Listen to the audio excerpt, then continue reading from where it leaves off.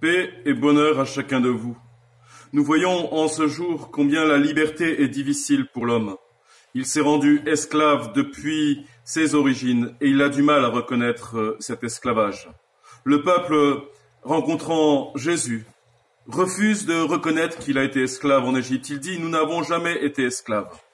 J'aimerais vous faire écouter une belle chanson française qui dit bien notre problématique avec cette question de la liberté. Ma liberté, tu as su désarmer mes moindres habitudes.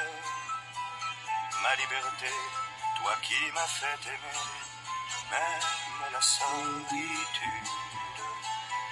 Toi qui m'as fait sourire quand je voyais finir une belle aventure. Toi qui m'as protégé quand j'allais me cacher pour soigner mes blessures. Ma liberté, pourtant je t'ai quitté une nuit de décembre. J'ai déserté les chemins écartés que nous suivions ensemble. Lorsque sans me méfier, les pieds et poings liés, je me suis laissé faire. Et je t'ai trahi pour une prison d'amour et sa belle Joliette. Voici, vous avez tous reconnu Serge Reggiani et la chanson que Georges Moustaki avait écrite pour lui. Ne soyez pas choqués. L'évangile s'incarne dans une culture.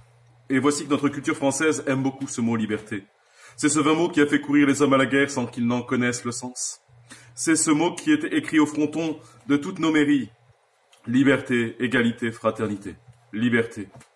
Ce mot a fait courir ainsi les hommes à la guerre sans qu'ils ne connaissent le sens. Ce mot a été celui qui a le plus manipulé les hommes sur cette terre. Mais pour un chrétien, être libre est le fait de n'être esclave de rien sur cette terre. Et nous entendions à l'instant cette réalité de notre amour qui nous appelle ainsi à être esclaves d'un amour véritable. Serge Reggiani parlait d'une belle geôlière.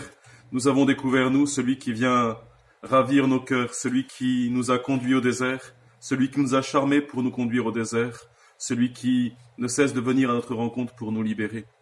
Frères et sœurs, en ce jour, découvrons cette liberté que le Seigneur nous offre. Soyons attentifs à ainsi avancer chaque jour dans une contrition parfaite, dans un amour parfait de Dieu qui nous donnera ainsi de reconnaître que c'est lui, nous aimant, qui nous empêche de pécher.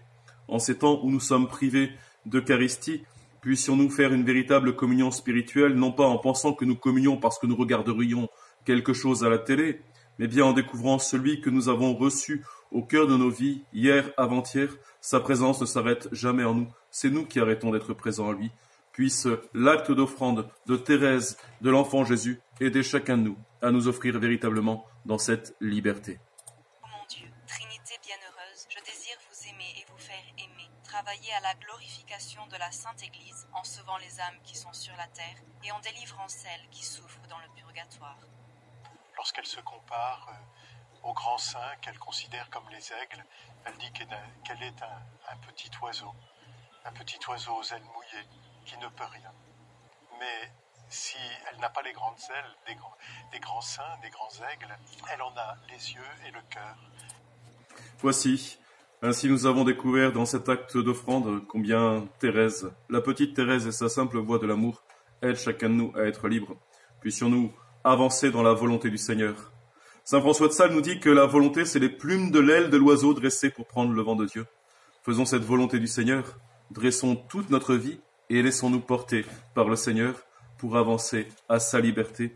Reconnaissons que sans lui, nous ne pouvons rien faire. Alors nous n'aurons pas d'idole et nous nous prosternerons devant aucune idole, ni celle de notre péché, ni celle qu'on nous proposera sur cette terre, et nous pourrons louer sans fin le Seigneur de sa délivrance. Alors nous découvrirons cette réalité, la reconnaissance que le Seigneur est notre Père et que nous avons un seul Père qui nous donne d'être frères, liberté, fraternité, mais que s'il y a une paternité, égalité, en effet, nous sommes tous égaux devant Dieu, appelés à recevoir chaque jour sa grâce. La joie du Seigneur est notre rempart.